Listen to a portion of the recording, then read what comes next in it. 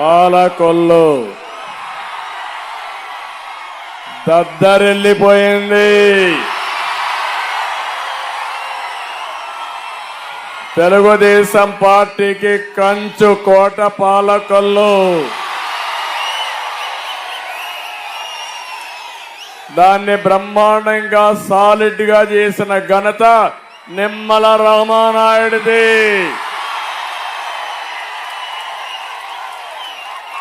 మీ జోరు చూస్తున్నా, హుషారు చూస్తున్నా,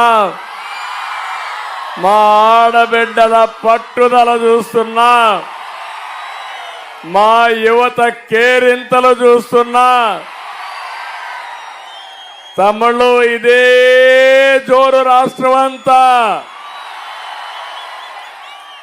ఈ గాలికి వైఎస్ఆర్ కాంగ్రెస్ పార్టీ కొట్టుకొని పోవడం ఖాయం.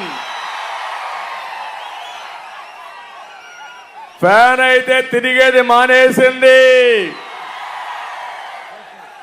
రాబోయే రోజుల్లో ఆ ఫ్యాన్ ముక్కలు ముక్కలు చేసి డస్ట్బిన్ లో పడేయాలి.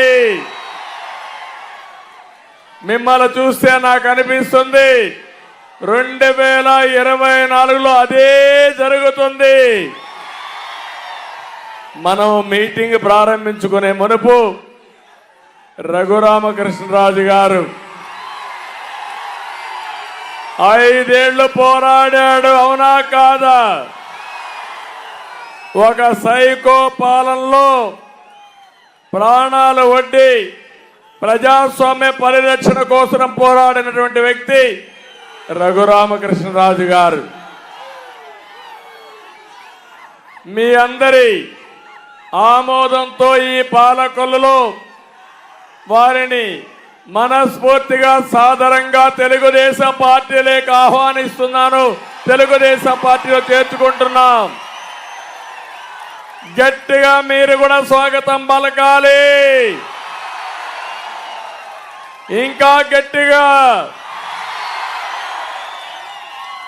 మనం ప్రజాస్వామ్యంలో ఉన్నామా లేదా అని మిమ్మల్ని అడుగుతున్నా. ఒక ఎంపీ తన నియోజకవర్గానికి రాకుండా చేసిన దుర్మార్గుడు ఎవరు? ఎవరు? ఇది న్యాయమా అని అడుగుతున్నా మిమ్మల్ని. ఏం తమ్ముళ్ళు న్యాయమా అని మిమ్మల్ని అడుగుతున్నా. ఏమమ్మా ఆడబిడ్డలు న్యాయమా అని మిమ్మల్ని అడుగుతున్నా. మీకు ఆమోదయోగ్యమా అని మిమ్మల్ని అడుగుతున్నా.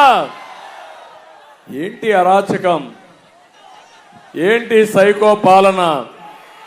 పాపం ఆయన్నైతే పోలీసులు కస్టడీలోకి తీసుకొని పోలీసుల కస్టడీలో ఇష్టానుసారంగా చిత్రహింసలు పెట్టి కడాన రాత్రంతా మేలుకున్నాను. నేనైతే ప్రెసిడెంట్ ఆఫ్ ఇండియాకి, గవర్నర్కి కోర్టులో అన్ని విధాల ప్రయత్నం చేసి కోర్టు ఇంటర్ఫేర్ అయిన తర్వాత ఆయన బయటపడ్డాడు తప్ప, లేకపోతే ఈరోజు రఘురామకృష్ణరాజు గారిని మీరు చూసేవాళ్ళు కాదని మీ అందరికీ విజ్ఞప్తి చేస్తున్నా.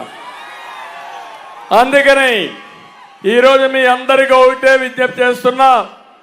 ఒక దుర్మార్గుడి పాలన నుంచి ప్రజాస్వామ్యాన్ని కాపాడుకొని మన పిల్లల భవిష్యత్తు కాపాడుకోవాలంటే ఇలాంటి వ్యక్తులు కూడా కలిసి పనిచేయాల్సిన అవసరం ఉంది. అందుకే మీ అందరి తరపున మరొకసారి తెలుగుదేశం పార్టీలోకి సాదరంగా ఆహ్వానిస్తూ సభ ప్రారంభించే ముందే వారిని పార్టీలో చేర్చుకుంటున్నామని చెప్పి తెలియజేసుకుంటూ వారికి అందరూ కూడా గట్టిగా చప్పట్లు కొట్టి హర్షాన్ని, ఆమోదాన్ని, ఆయన జరిగిన అన్యాయాన్ని ఖండిస్తూ మళ్ళీ మీరందరూ కూడా ఆయన ఆశీర్వదించమని, నేను ఈరోజు తీసుకున్న నిర్ణయాన్ని కూడా మీరు స్వాగతించమని మరొకసారి అందరినీ కోరుకుంటున్నా.